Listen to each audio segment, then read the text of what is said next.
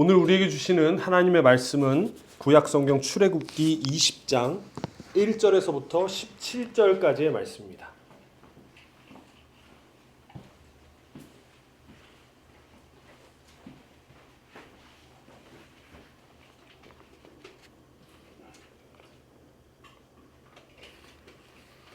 이 모든 말씀은 하나님이 하신 말씀이다.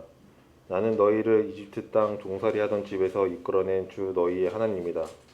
너희는 내 앞에서 다른 신들을 섬기지 못한다. 너희는 너희가 섬기려고 위로 하늘에 있는 것이나 아래로 땅에 있는 것이나 땅 아래 물속에 있는 어떤 것이든지 그 모양을 본떠서 우상을 만들지 못한다. 너희는 그것들에게 절하거나 그것들을 섬기지 못한다. 나 주 너희의 하나님은 질투하는 하나님이다. 나를 미워하는 사람에게는 그 죄값으로 본인뿐만 아니라 3, 4대 자손에게까지 벌을 내린다. 그러나 나를 사랑하고 나의 계명을 지키는 사람에게는 수천대 자손에 이르기까지 한결같은 사랑을 베푼다. 너희는 주 너희의 하나님의 이름을 함부로 부르지 못한다. 주는 자기의 이름을 함부로 부르는 자를 죄 없다고 하지 않는다. 안식일을 기억하여 그 날을 거룩하게 지켜라. 너희는 엿새 동안 그 모든 일을 힘써 하여라. 그러나 이튿날에는 주 너희의 하나님의 안식일이니 너희는 어떤 일에도 해서는 안 된다. 너희나 너희 아들이나 딸이나 너희의 남종이나 여종만이 아니라 너희 집짐승이나 너희의 집에 머무르는 나그네라도 일을 해서는 안 된다. 내가 엿새 동안 하늘과 땅과 바다와 그 안에 있는 모든 것을 만들고 이튿날에는 쉬었기 때문이다. 그러므로 나 주가 안식일을 복주고 그날을 거룩하게 하였다. 너희 부모를 공경하여라. 그래야 너희는 주 너희의 하나님이 너희에게 준 땅에서 오래도록 할 것이다. 살인하지 못한다. 간음하지 못한다. 도둑질하지 못한다. 너희 이웃에게 불리한 거짓 증언을 하지 못한다. 너희 이웃의 집을 탐내지 못한다. 너희 이웃의 아내나 남종이나 여종이나 소나 낙이나 할 것 없이 너희 이웃의 소유는 어떤 것도 탐내지 못한다. 아멘.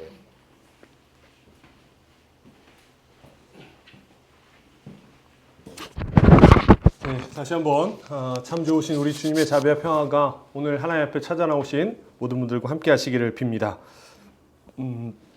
이게 조금 세팅이 좀 바뀌어가지고 이렇게 몸이 틀어져 계신 분들은 저에게 이렇게 다시 몸을 이렇게 틀어주시기를 바랍니다. 오늘은 성경 본문이 좀 길었죠. 10계명 전체를 다 읽었습니다. 그런 이유가 이제 오늘은 10계명 마지막, 10계명에 대한 마지막 날입니다. 여러분 무엇이든지 이제 마지막이 제일 마지막만 잘하면 아름답게 끝나는 그런 상황인데 오늘 10계명의 마지막 이야기를 좀 나누려고 합니다. 먼저 여러분 아시는 것처럼 이 10계명이 가톨릭 그리고 루터교, 개신교에서 사용하는 10계명이 좀 차이가 있다라는 걸 여러분 아실 겁니다. 그래서 여러분 혹시 이미지를 찾아보시면 어떤 거는 4계명이 이건데 어떤 경우는 4계명이 5계명이 이거네? 이렇게 좀 차이가 나는 걸 보실 수 있어요. 그 이유가 다 이야기할 수 없지만 큰 이유가 뭐냐면 출애굽기의 10계명과 신명기의 10계명이 차이가 나기 때문에 그렇습니다. 여러분 10계명이 출애굽기에도 한번 나오고요. 신명기에도 한번 나오거든요. 근데 이 둘이 조금 차이가 있어요. 그래서 어떤 것으로 10계명을 풀어가느냐에 따라서 어떻게 보면 순서가 조금 다른데 사실 의미는 굉장히 비슷합니다. 그래서 오늘 마지막 10번째 계명도 서로 다른 점이 있어요. 여러분 출애굽기 신명기와 출애굽기 10계명과 신명기 10계명이 있다 그랬는데 오늘 우리가 읽은 출애굽기 10계명에는 너의 이웃의 집을 탐내지 못한다라고 나옵니다.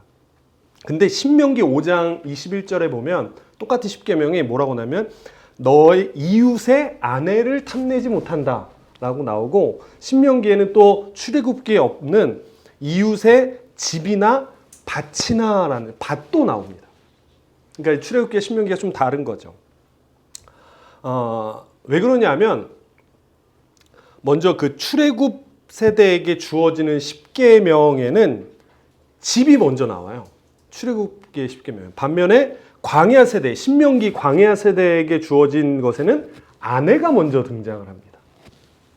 왜냐하면 이 출애굽 세대에서는 아내가 집에 속해 있어요. 아내가. 근데 신명기 시대에는 아내는 집과 그 안의 모든 것들을 관리하는 주체로 등장을 합니다. 그러니까 아내를 재산이 아닌 인격으로 다루는 신명기의 10계명은 출애굽과 다른 인식을 보여주는 거예요. 그래서 출애굽기에는 아내가 인격이기보다는 재산에 있는 상황이었어요. 사람들의 인식이. 그러니까 출애굽기에서는 이웃의 집을 탐내지 못한다. 아내나 여종이나 소유나 나귀를 탐내지 못하는. 그러니까 이 재산의 여자가 같이 들어가 있다면 신명기에는 아내가 집에 있는 모든 것들을 다스리기 때문에 아내를 탐내지 말아라 라고 이야기를 하는 겁니다. 또한 10계명은 10계명에서 신명기에는 또 밭을 나타내요. 밭이라는 게 들어가 있어요. 이것은 이제 가나안 땅에서의 농업 생활을 염두에 두고 이 광야에서는 없던 밭이라는 것을 거기다가 붙여 넣은 거죠. 이게 무슨 말이냐면 구약 성경 안에서도 이 하나님의 말씀이 서로 다른 시대를 반영하고 있다라는 것을 알 수 있습니다. 같은 말씀이지만 시대에 따라서 말씀이 조금 다른 거예요. 여러분, 그 하나님의 말씀은 시대를 초월하는 동시에 시대의 한복판을 지나는 말씀입니다. 그래서 히브리서에 보면 바울 사도가 사람들에게 하나님의 말씀에 대해서 이렇게 이야기해요. 하나님의 말씀은 살아있고 힘이 있어서 어떤 양날 칼보다도 더 날카롭습니다 라고 이야기하는 게 이게 무슨 말이냐면 이렇게 표현할 수 있습니다. 하나님의 말씀이 지금도 우리의 삶에 적용되고 지금도 우리의 삶에 영향을 미친다라는 것을 말하고 있다고 볼 수가 있어요. 여러분, 하나님의 말씀을 문자에 갇히거나 시대에 갇혀서 받아들이면 하나님의 말씀은 죽은 글씨가 됩니다. 어떤 사람들은 성경에서 이 글씨로 이렇게 써 있으니까 안 돼. 글씨로 써 있으니까 해야 돼. 라고 이야기하는 사람들이 있고 또 어떤 사람들은 시대에 갇혀서 받아들이기도 합니다. 근데 이렇게 되면 글자가 더 이상 성경이 살아서 우리에게 말을 하지 못하게 됩니다. 우리 시대에 나의 삶의 자리에서 다시 해석되고 적용되어야만 되는 게 하나님의 말씀이에요. 그때 말씀이 살아있다라고 이야기할 수 있는 겁니다. 교회에서 뭐 말씀이 살아있습니다라고 이야기하는 게 막 살아서 날아다니는 그런 게 아니라 지금 내 삶에서 이 말씀이 얼마나 영향력을 주고 있느냐라는 것을 이야기하고 있고 말씀은 지금 우리의 삶에 새롭게 해석되고 적용되어져야 된다라는 의미를 담고 있는 거예요. 자, 출애굽기와 신명기의 10계명이 이러한 차이가 있음에도 불구하고 공통되는 게 있어요. 공통되는 게 있습니다. 여기 세세한 내용이 조금 다르지만 이 두 가지 계명에서 동일하게 말하고 있는 건 바로 탐심입니다. 탐심. 욕심내지 말아라 라는 이거는 공통적인 거예요. 근데 여러분, 이게 좀 특이한 부분입니다. 보세요. 그 앞선 우리가 10계명을 쭉 했었잖아요. 근데 앞선 계명들은 다 어떻죠? 다 뭐에 관한 것들이죠? 행위에 관한 것들이에요. 행위에 관한 거. 그런데 이 마지막 계명만은 뭐에 관한 거죠? 마음에 관한 겁니다. 여러분, 이 10계명에서 이 마지막 계명은 사실 유대인에게만 주어진 계명이었어요. 유대인에게만. 왜냐하면 유대인들은 하나님의 계명을 외형적으로만 잘 지키면 수행하기만 하면 내가 완벽히 지킨 것이다 라고 생각했습니다. 바로 이 때문에 하나님께서 이 계명을 덧붙이신 거예요. 왜냐하면 앞에 행위에 대한 것을 다 지키면 유대인들은 난 다 지켰어. 나는 완벽하게 지켰어 라고 생각하기 때문에 하나님께서 10계명의 마지막에 마음에 대한 계명을 붙여넣은 겁니다. 하나님은 드러난 범죄뿐만 아니라 이웃의 아내나 재산을 탐내는 것, 그리고 그러한 일을 도모하는 그 마음조차도 죄라고 하시는 거예요. 여러분, 이렇게 들으면 마음까지도 죄라고 하면 이거 좀 너무 박한 거 아니야? 라고 생각하실 수도 있어요. 그런데 이 계명을 유대인에게 주신 특별한 이유가 있어요. 왜냐하면 당시 유대인들은 법적으로 문제가 없다면 법적으로 문제가 없다면 아내를 버리고 다른 여인을 취하거나 아니면 종들을 자기 마음대로 해고하고 아니면 자기가 마음에 드는 종이 있으면 우리가 구계명에서 했듯이 이간질 시켜가지고 자기가 데려오기도 하고 이랬습니다. 뭐에 문제가 없으면? 법적으로 문제가 없으면. 근데 유대인들이 이걸 해놓고도 마음에 전혀 꺼리낌이 없어요. 왜? 법적으로 문제 없잖아. 행위적으로 문제가 없잖아. 라고 유대인들이 그렇게 법을 악용하거나 행위에 따라서 살아갔던 거예요. 하나님이 이것을 아시고 그러한 마음까지 그 일을 도모하는 것까지도 죄라고 십계명에서 붙여 놓으신 거예요. 여러분, 그리스도인의 삶은 정확히 이야기하면 결과가 아니라 과정으로 증명되는 겁니다. 잘 지켰어? 잘 됐어가 아니라 그 과정을 어떻게 보냈느냐가 사실 그리스도인의 삶을 증명할 수 있는 거예요. 사업이 잘 됐어가 아니라 사업을 해 나갔던 과정, 어떤 것을 해 나갔던 과정이 사실 우리에게 중요한 거예요. 그런데 사실 누구에게나 좋은 것을 가지고 싶은 마음이 있어요. 저도 그렇습니다. 저도 마찬가지. 제가 지난주인가 어느 날 하루에 커피숍을 3군데로 옮겨 다닌 적이 있어요. 하루에 커피숍을 3군데, 여기 갔다가 밖에 나갔다가 또 다른 커피숍 갔다가 밖에 나갔다가 또 다른 커피숍을 이렇게 옮겨 다녔습니다. 왜냐하면 사무실이 없으니까 무슨 일을 하거나 여기 공간을 누가 쓰고 있거나 하면은 갔다가 또 일을 보고 또 어디에 있을 공간이 필요하니까 또 커피숍을 가고 이렇게 다닌 거예요. 그러니까 그럴 때는 저도 사무실이 있으면 좋겠다라는 생각을 합니다. 그리고 좋은 교회 건물을 볼 때 우리 성도들에게도 저런 교회를 제공하고 싶다. 우리도 저런 교회가 있으면 좋겠다라는 생각을 하게 됩니다. 가지고 싶다라는 생각을 하게 돼요. 누구에게나 이런 욕구가 있습니다. 근데 여러분, 이 욕망과 욕구가 차이가 있다는 거 아시죠? 욕망과 욕구가 차이가 있어요. 여러분, 욕구는 어디서부터 출발하냐면 몸에서부터 출발을 하는 게 욕구입니다. 이런 거죠. 무의식적으로 결핍함, 내가 부족하다라고 느끼는 거예요. 지금 이제 아침에 일어나면 무의식적으로 아침 일찍 일어나면 어떻게 되죠? 졸립잖아요. 자고 싶어. 자고 싶어. 지금도 이제 자고 싶으신 분들이 계실 거예요. 자고 싶은데나. 이거, 그리고 아니면 시간이 되면 배가 고픈 거죠. 이런 건 무의식적으로 내 몸이 결핍됐다고 느끼는 것을 욕구라고 이야기합니다. 이건 욕구입니다. 근데 욕망은 어디서부터 시작되냐면 마음에서부터 시작됩니다. 여러분, 이 욕망 한자 아실 텐데 이 하고자, 욕망의 욕자가 하고자 할 욕 밑에 뭐가 달려있냐면 마음 심자가 달려 있어요.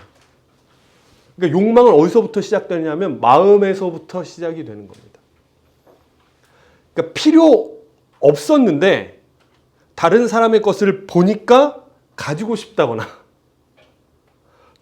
지금보다 더 많이 가지고 싶은 거, 이것을 욕망이다라고 이야기합니다.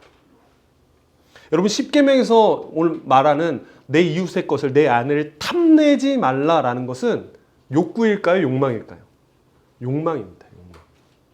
소유하고 싶어하는, 더 가지고 싶어하는 욕망을 말하는 거예요. 그러니까 우리 속에 습성화된 욕망에서 해방되라는 뜻입니다. 우리에게 너무나 습관처럼 당연한 것처럼 여겨지는 이 욕망에서 너희의 삶을 해방시켜라 라는 말씀이 오늘 십계명의 마지막 말씀이에요. 여러분, 이거 어렵게 찾아볼 거 없어요. 여러분, 우리 집에 가보면 여러분들이 집에 가보면 다 압니다. 버릴 게 엄청 많죠. 버릴 게 많습니다. 그런데 다 버리고 나면 또 어떻게 되죠? 또 쌓이죠. 내년에 또 버립니다. 없던 걸 사는 게 아니라 있던 걸 계속해서 사는 겁니다. 이게 욕망이죠. 여러분, 탐내지 말라라는 것은 행위가 아니라, 그러니까 탐내지 말라는 것은 행위하지 마라는 게 아니라 너 내면을 잘 살펴봐 라는 겁니다. 너가 지금 너를 이끌어가고 있는 게 어떤 건지를 좀 살펴봐야 돼 라고 이야기하는 거예요. 여러분, 우리가 살고 있는 시대에 이 계명을 지키기가 굉장히 어렵습니다. 굉장히 어려워요.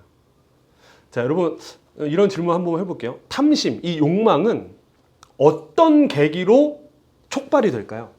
어떤 계기로? 자, 여러분, 이 욕망이 저절로 생길까요? 욕망이 저절로. 욕망은 저절로 생기지 않습니다. 왜냐하면 몸에 대한 결핍으로 생기지 않기 때문에. 욕망은 어떤 계기로 인해서 촉발이 돼요. 자본주의는 인간의 욕망을 확대 재생산하면서 돌아갑니다. 여러분, 이거를 어떻게 알 수 있죠? 광고를 보면 알 수 있어요. 광고가 그 중에 하나입니다. 우리가 잘 아는 독일의 철학자고 학자였던 한국 사람의 한병철 씨가 이렇게 이야기해요. 광고는 예배와 찬송가의 자본주의 버전이다라고 이야기합니다. 광고가 예배와 찬송가의 자본주의 버전. 그러니까 예배와 찬송을 드릴 때 자본주의는 뭐 어떻게 그거를 높이고 드러내냐면 광고를 통해서 드러낸다는 거예요. 광고. 여러분, 그걸 어떻게 알았어요? 광고에서 멋지게 나오면 내가 저걸 가지면 행복할 것 같다라고 생각하죠. 광고에서 어떤 여배우가 화장품을 바르고 그걸 입고 나오면 나도 저거 바르고 저거 입으면 저렇게 예뻐지지 않을까? 저렇게 멋있지 않을까? 나도 저 기기 가지면은 와, 뭔가 트렌드세터처럼 뭔가 새로운 것처럼. 내가 저 아파트에 살면 아파트에 여러분 그래 광고할 때 아파트 요즘 광고는 그 안에 얼마나 실용적이고 이런 거 나타내지 않는 거 아시죠? 광고가 뭐라고 하죠? 이거를 가지면 당신이 이런 사람이 됩니다. 이걸 가지면 당신은 이런 가치를 갖게 됩니다. 라고 이야기합니다. 이 무의식적으로 우리 안에 숨겨진 거. 내가 저걸 가지면 저런 사람이 되겠구나. 이런 가치를 갖겠구나. 라고 우리의 욕망을 끊임없이 촉발시키는 거죠. 반대로 못 가지면 내가 뒤처지는 것 같죠. 다 최신 폰으로 바꿨는데 나만 이거 가지고 있으면 나만 트렌드에서 좀 밀리나? 나만 결혼 집에서 못 살면 내가 뭔가 많이 문제가 있나? 라는 생각을 갖게 됩니다. 저 정도는 해줘야 사는 것 같다고 느껴져요. 남들 다 여행 다니면 그래 해외여행 정도 다녀야 나도 그래도 좀 사는 것 같지 라고 느껴요. 늘 무엇을 보면서 결핍을 느낍니다. 넉넉한데 더 가지고 싶게 만드는 거죠. 여러분, 우리가 잘 아는 솔로몬은 지혜의 왕입니다. 지혜의 왕. 그래서 우리가 지혜서라고 이야기하는 잠언이나 전도서는 솔로몬이 기록했다라고 알려져 있죠. 그리고 이스라엘 역사에서 가장 부유했던 시대를 뽑고자 하면 사실 다윗의 시대가 아니라 솔로몬의 시대입니다. 그래서 성경을 보면 솔로몬이 먹던 숟가락도 금이었고 모든 것이 금이었다라고 이야기하는 게 솔로몬 시대가 가장 돈이 많았던 시대예요. 부강했던 시대입니다. 근데 여러분, 솔로몬이 부유하게 된 계기가 무엇인지 우리 너무나 잘 알고 있죠. 우리가 지난주에 이야기했던 솔로몬의 기도 때문에 그렇습니다. 기도. 솔로몬의 1000번제를 받으신 하나님께서 솔로몬에게 나타나서 내가 너에게 뭘 해주기 원하냐라고 이야기할 때 솔로몬이 뭐라고 이야기하죠? 지혜를 갖기 원합니다. 라고 이야기합니다. 근데 그때 지혜를 갖기 원합니다라는 말 전에 뭐가 있냐면 이런 배경이 있어요. 솔로몬이 이렇게 이야기해요. 제가 백성들을 잘 재판할 수 있도록 듣는 마음을 주십시오라고 기도를 해요. 사람들의 말을 잘 들을 수 있는 듣는 마음, 그것을 지혜라고 표현한 겁니다. 이것이 하나님께서 솔로몬의 이야기를 듣고 네가 참 신실하다 해서 내가 바라고 원하지 않는 것도 다 주겠다 그래서 재물이라는 걸 다 줬다라는 걸 알고 있어요. 그러니까 솔로몬이 부자가 된 이유는 사실 그 기도 때문이었어요. 그 기도는 어떤 기도였죠? 듣는 마음을 갖고 싶습니다라는 게 솔로몬의 기도였어요. 여러분, 이것은 솔로몬이 하나님과 백성들의 말을 가까이 하며 살겠다라는 다짐이었어요. 제가 하나님과 백성들의 말을 잘 들으면서 그 말씀을 가까이 하며 살겠습니다라는 다짐이었죠.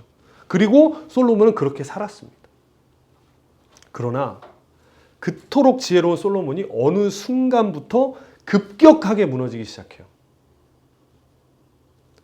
심지어 솔로몬은 건축 사업으로 땅을 외국에 팔아요. 여러분 당시 이스라엘 사람들은 땅을 절대 팔지 않았던 거 아시죠? 근데 자기의 땅을 외국에 팝니다. 건축을 해야 되니까. 그리고 나중에 어떻게 되냐면 그 건축을 하기 위해서 백성들에게 과도한 세금을 거둬들이고 그리고 그 건축하는 일에 백성들을 혹사시키게 돼요. 심지어는 이방의 우상들을 드리게 됩니다. 솔로몬이 아내가 많았다 그러잖아요. 그 아내가 많았던 것도 자기의 세력을 더 넓히려면 외국과 협약을 해야 되니까 그 아내들을 다 데리고 온 겁니다. 데리고 왔는데 이 아내들이 이방 자기들이 믿었던 신들을 다 데리고 왔는데 솔로몬이 그 신들도 다 받아들인 거예요. 신전에 다 넣어둡니다. 여러분 이런 모습을 우리는 어렵지 않게 볼 수 있어요. 솔로몬이 아니라 처음에 솔로몬의 그 모습과 지금의 모습이 너무나 다른, 처음에 만들었던 모습과 지금이 너무 다른 것은 우리는 어렵지 않게 볼 수 있어요. 교회가 그렇고요. 처음에 교회가 그런 마음으로 어떤 교회가 개척을 하고 그렇게 시작하지만 무너져가는 모습을 볼 수 있고요. 여러분 직장을 다니시니까 기업도 그렇습니다. 기독교 정신으로 어떤 정신으로 시작했다고 하지만 그게 그대로 되지 않는 게 있습니다. 사업 단체들도 그렇습니다. 처음의 모습과는 다른 길을 걷게 되는 거예요.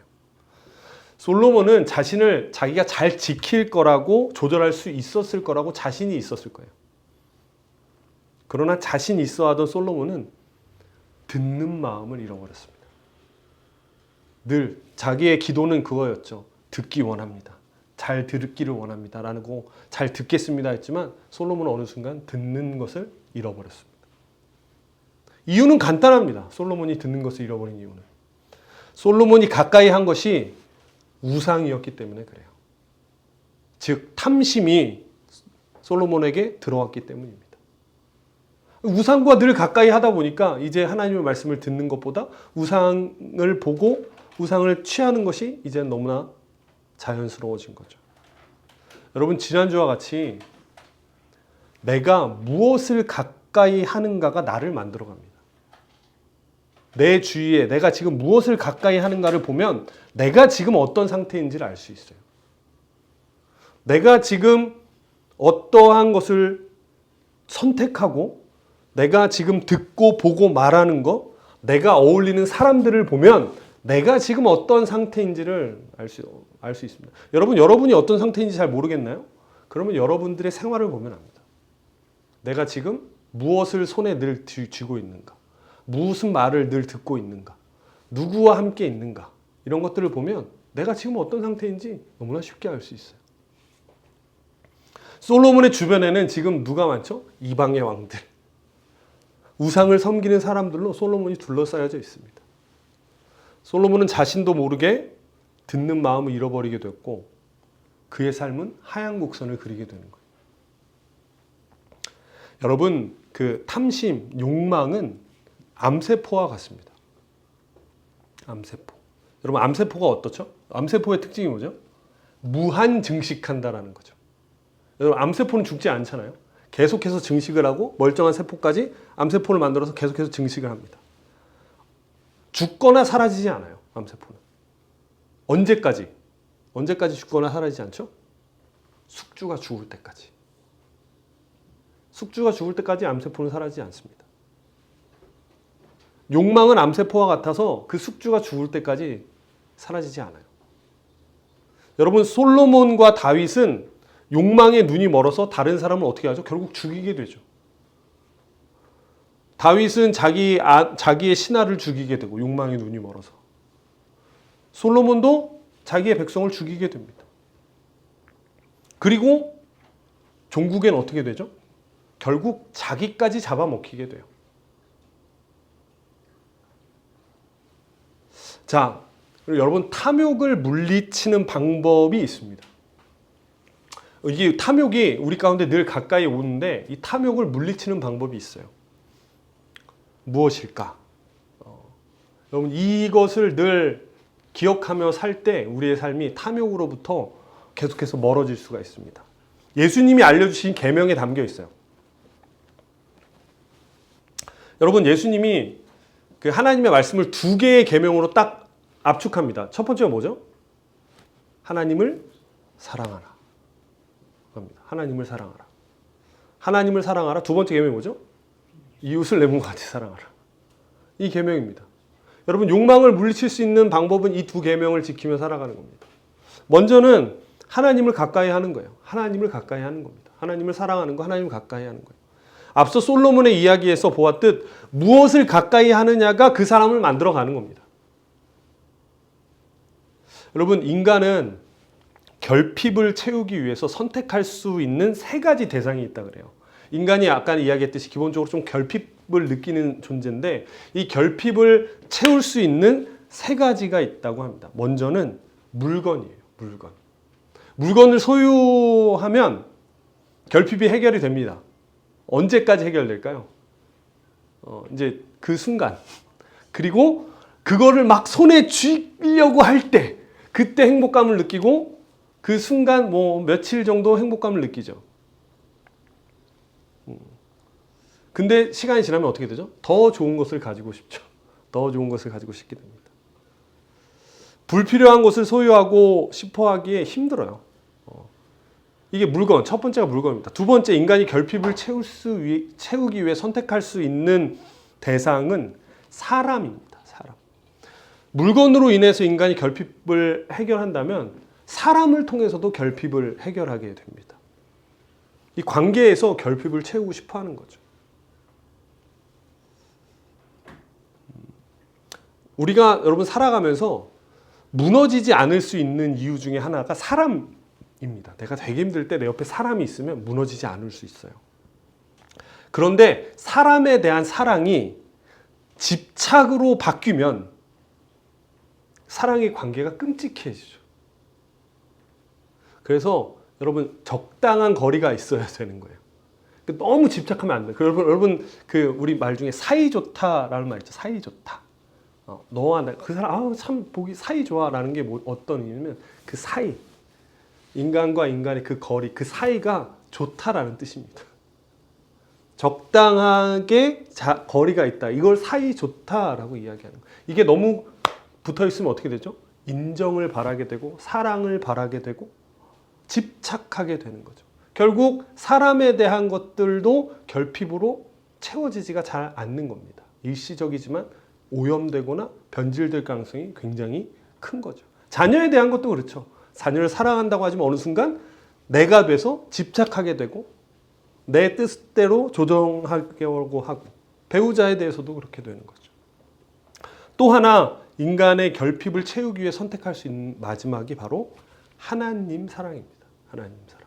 절대자에 대한 사랑을 받는 거예요. 절대자에 대한 사랑. 절대자에 대한 사랑을 받으면 세상의 집착의 끈을 끊어줍니다.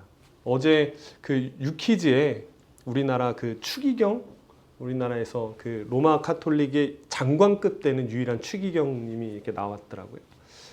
그분이 하시는 이야기는 어쨌든 기독교 전통에 있으니까 우리와 굉장히 비슷합니다. 그분이 마지막에 그 유재석 MC, 조세호 MC에게 해준 말이 그런 거더라고요. 너무나 우리가 잘 아는 거죠. 어떻게 그렇게 살 수 있습니까? 그 이야기는 그거였어요. 도둑을 맞았는데 가는 도둑에게 하나님의 사랑을 빈다. 당신에게 하나님의 축복이 있기를 바란다. 자기 그 추기경 반지를 도둑이 뺏어갔대요. 그 교황이 준 반지를 뺏어갔대요. 근데 뭐 죽인다 그러니까 그걸 달라 그래서 줬대요. 그리고 가지고 가는데 당신에게 하나님의 은총이 있기를 바랍니다. 라고 보내줬다 그러던데. 그러니까 이제 MC들이 어떻게 그렇게 할 수가 있습니까? 라고 했더니 추기경님이 그런 이야기예요. 하나님의 사랑을 깊게 받은 사람이라면 나 같은 사람, 나같이 못난 사람, 나같이 수없이 마음이 흔들리는 사람을 있는 모습 그대로 하나님이 사랑해 주셨다면 내 마음이 넓어지게 됩니다. 라는 이야기를 하게 되는 거죠. 이걸 조금 좀 세속적으로 이렇게 풀어볼까요? 여러분이 어느 날 로또에 당첨됐다고 생각해 봅시다. 진짜 그랬으면 좋겠죠. 로또에 한 100억짜리 로또에 당첨됐다고 생각해 보세요. 자 상상해 보는 거야. 100억짜리 로또에 당첨이 됐습니다. 자 내일 직장을 갑니다. 여러분들이 각자의 삶의 터전으로 갑니다. 자 여러분들의 얼굴과 여러분들의 마음은 어떨까요? 누가 와서 부하 직원이 똑같이 같이 있는 동료가 막 합니다. 여러분 어떤 마음을 가지실 것 같나요? 그래. 그래. 한결 여유로워지고 넓어진 거죠. 이렇게 보면 좀 되게 슬프죠. 하나님이 100억보다 못한 것 같아서. 우리는 하나님의 사랑을 받았습니다라고 이야기하지만 늘 막 이렇게 막 아둥바둥 막 조금이라도 내 마음에 안 들면 이렇게 살아갑니다. 근데 우리의 결핍을 채울 수 있는 건 하나님의 사랑, 이 절대자의 사랑이 우리 가슴 가운데 충만하게 되면 세상에 있는 끈들을 그렇게 끊어버릴 수가 있게 된다는 거예요. 사람과 사물에 대한 집착이 끊어지게 되는 거죠. 여러분, 그래서 바울이 그런 이야기 한 겁니다. 내가 세상의 것을 배설물로 여기게 되었다라고 이야기한 게 여기에 있어요. 하나님의 충만하신 사랑을 경험하니까 내가 가지고 있었던 명예 이런 것들이 그것에 대한 집착이 끊어지는 겁니다. 그래서 바울이 이야기하죠. 나는 가난에도 처할 줄 알고 부유함에도 처할 줄 알아. 그게 나에게 그렇게 중요하지 않더라. 내가 그렇게 집착하고 그게 내 결핍을 채워주지 않더라 라고 바울이 이야기하는 겁니다. 하나님의 사랑을 가까이 하는 겁니다. 그게 내 욕망을, 탐심을 끌어낼 수 있는 방법이에요. 여러분, 제가 어떻게 말씀드렸죠? 가까이 하는 겁니다. 가까이 되는 게 아니라 가까이 하는 겁니다. 그냥 되는 게 아니라 적극적으로 가까이 하는 거예요. 여러분, 이것이 욕망이라는 암세포에서 나를 지키는 방법입니다. 내가 가까이 하는 거예요. 쉽지 않죠? 그래서 하나님께서 우리에게 뭘 주셨죠? 공동체를 주신 겁니다. 그래서 공동체를 주신 거예요. 그래서 공동체를 만들어야 되고 믿음의 공동체와 가까이 해야 됩니다. 그래야 내가 하나님을 가까이 할 수 있기 때문에 그래요. 이게 욕망을 끌어낼 수 있는 방법 첫 번째였습니다. 자, 두 번째가 있다고 그랬어요. 두 번째가 뭐라 그랬죠? 이웃을 가까이 하는 겁니다. 욕망을 끌어낼 수 있는 방법 두 번째는 이웃을 가까이 하는 거예요. 조금 더 간단하게 이야기하면 주는 연습하는 겁니다. 나를 계속해서 내어주는 연습을 할 때 욕망은 끊어지게 됩니다. 그것이 시간이 될 수도 있고요. 돈이 될 수도 있고 내 재능이 될 수도 있고 마음이 될 수도 있습니다. 무엇이든지 상관없는데 중요한 것은 주는 겁니다. 다른 사람에게. 저는 아직까지 탐욕을 물리치기 좋은 방법, 이거보다 좋은 방법을 보지 못했습니다. 나눔과 헌신이 있는 곳에서 탐욕은 그 힘을 잃게 됩니다. 여러분 다 경험해 보셨을 거예요. 여러분 왜 여러분 선교도 다 갔죠. 시철 성도도 어디 베트남인가요? 캄보디아? 캄보디아. 저 캄보디아. 여러분 다 동일할 거예요. 여러분 선교지를 가거나 어디를 도와주는 곳을 갈 때 왜 선교지 아니면 우리가 가는 트레스디아스라는 영성훈련 아니면 NGO 단체에 가면 왜 우리는 거기서 충만함을 경험할까요? 왜 거기서 우리는 충만함을 경험할까요? 나눔과 헌신이 있기 때문에 그렇습니다. 여러분 거기 가서 우리가 얻는 게 없어요. 돈을 얻습니까? 명예를 얻습니까? 건강을 얻습니까? 아무것도 얻는 게 없습니다. 거기 가서 우리가 하는 것은 끊임없이 주는 거예요.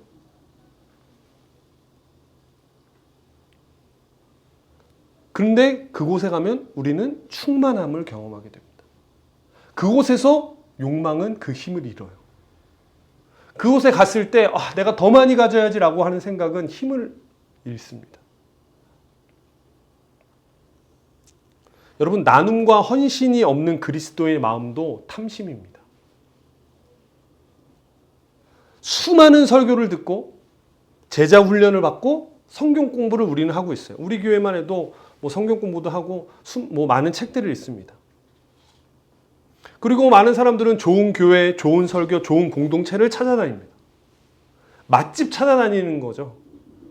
여기 맛있다 그러니까 가서 막 먹고 좀 질리면 또 다른 맛집 찾아다닙니다. 거기서 또 맛있는 음식 먹습니다. 맛집을 막 찾아다니죠. 맛집 찾아다니듯 교회를 찾아다니고 설교를 찾아다닙니다. 그렇게 맛있는 거 많이 먹습니다. 제가 볼 땐 영양 과잉입니다.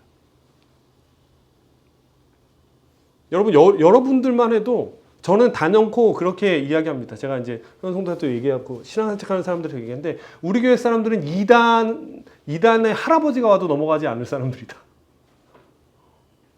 왜냐하면 잘 교육받았고 잘 알고 한국 교회가 모르지 않습니다. 한국 교회는 제가 볼 땐 영양 과잉입니다. 믿음의 음식이 부족하지 않아요. 여러분 몸만 다이어트가 필요한 게 아니라 신앙도 다이어트가 필요합니다. 그 다이어트를 어떻게 할 수 있죠? 자신을 내어주는 겁니다. 내가 헌신하고 내가 힘들게 누군가를 위해 나를 선물로 줄 수 있는 자리에 내가 있는 겁니다. 그것이 예수님이 알려주신 믿음의 양식입니다.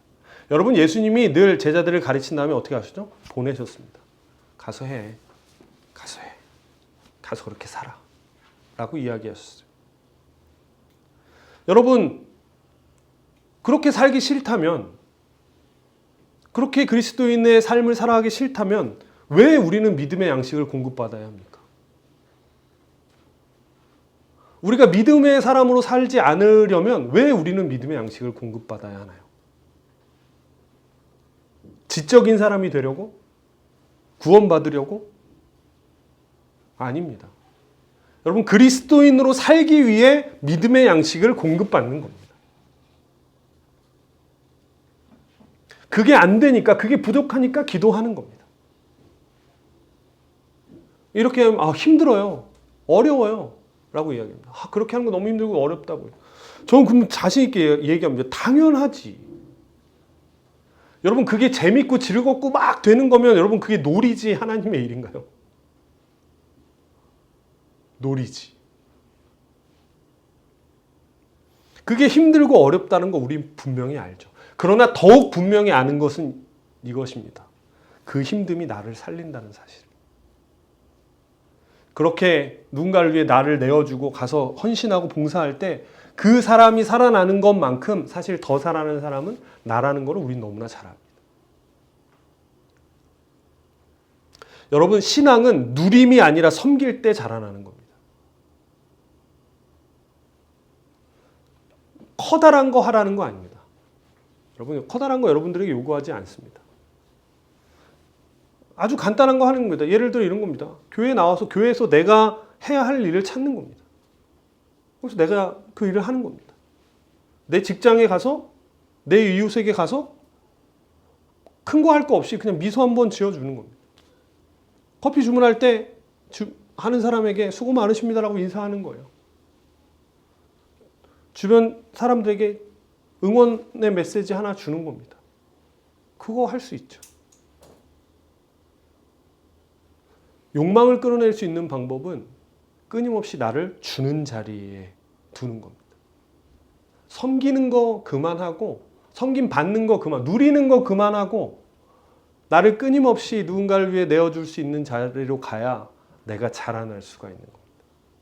그때 욕망은 힘을 잃게 되는 겁니다. 자, 이제 10계명의 마지막 계명을 이제 마치려고 합니다. 2000년 전에, 2000년도 더 전에 우리에게 주어졌던 10계명을 우리는 다시 새롭게 읽고 있습니다. 근데 여러분 아시는 것처럼 10계명은 우리로 하여금 일상에서 그리스도인으로 살라고 주신 겁니다. 이거 지키면 천국 간다가 아니라 일상에서 그리스도인으로 살기 위해 우리에게 주어진 계명이 10계명입니다. 내 욕망을 채우려는 자기 중심적인 모습을 내려놓으라고 10계명은 우리에게 마지막에 이야기합니다. 너를 채우려는 욕망을 내려놓고 이제 하나님을 사랑하고 이웃을 사랑하는 곳으로, 하나님을 가까이 하고 이웃을 가까이 하는 곳으로, 누리려 말고 이제 흘려 보내주고 섬기고 누군가를 살리려는 자리로 가라고 우리의 일상으로 초대합니다. 여러분 저는 우리 교회가 그리고 제가 영양 과잉이 아닌지 체크해 봐야 된다고 생각합니다. 우리 스스로가 좀 체크해 봐야 됩니다. 사실 좀 몸은 영양 과잉인 것 같긴 해요. 옷이 잘 안 맞는 걸 보면 영양 과잉인데 우리의 몸이 그렇든 우리의 신앙도 영양 과잉이 아닌지 내가 믿음 우리의 신앙도 맛집 탐방하듯 돌아다니는 사람은 아닌지 내가 좋아하는 음식 골라서 먹는 사람은 아닌지 여러분 우리는 돌아봐야 됩니다. 이 10계명을 앞에 두고 우리 스스로를 좀 체크해 봐야 됩니다. 하나님을 가까이 하고 이웃을 가까이 하는 그래서 우리의 일상에서 하나님의 뜻을 실현해 나가는 그리스도인이 되시기를 주님의 이름으로 간절히 축원합니다. 기도하겠습니다.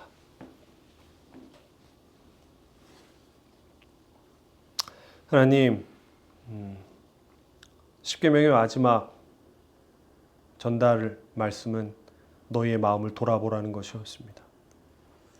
하나님, 특별히 우리는 끊임없이 촉발되는 욕망에 의해 이리저리 허덕이고 살아갑니다.